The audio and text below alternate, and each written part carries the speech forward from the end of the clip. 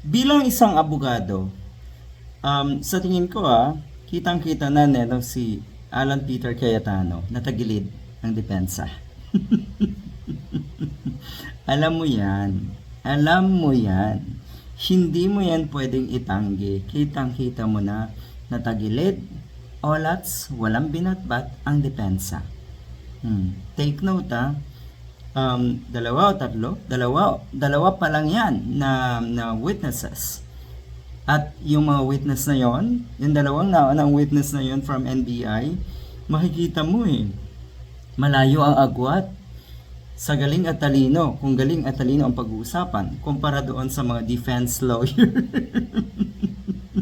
Yun ang napakasaklap, Mr. Cayetano. Sana nga, sana nga, matapos mo ang impeachment trial na ito. Kasi ang bilis. Napapabilis ngayon ang mga pagsasaayos ng mga binaluktot ni Duterte. Lalong bumibilis si Marcoleta. Mabilis! Si Defensor at kung sino-sino pang dapat bigyan ng leksyon. Ayan. Balita ngayon, yung kuno ay nakaambang kaso laban kay Senator Alan Peter Cayetano tungkol nga doon sa anomalya sa 2019 SEA Games na pinamunuan nga netong si Cayetano. Yan. Mabilis yan. Baka bukas o makalawa, meron na ring arrest warrant.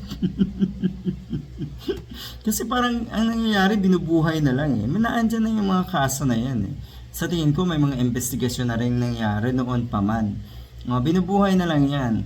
Ang sistema kasi noong panahon ni Duterte, sige, lusot ka kasi kaalyado. Ganun Sa puntong ito, siguro naman may ganun din. Aaminin ko, hindi rin yan maiiwasan. Kaalyado ka, baka posibleng lumusot ka. Kalabanin mo lado ang gobyerno, nako lang. Huwag kang kakalaban sa gobyerno. Kung marami ka ring baho. Ayan. Ang sinasabi ngayon na si Cayetano, let us be fair to the Dutertes. Yang linya na yan, buti hindi kayo pinangingilabutan in front of the national, or in front of all Filipinos, recorded at napapanood, naririnig ng buong sambayanan. Yung ganitong statement, let us be fair to the Dutertes. Bakit? Saan doon ang pagiging unfair?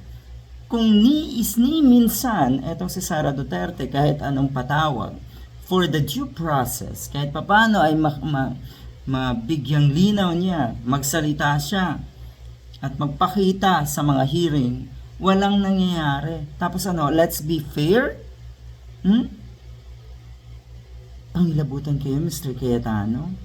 Ano yun? Kasi ang sinasabi niya, there is a thin line between a warning and a threat. So ngayon, warning na.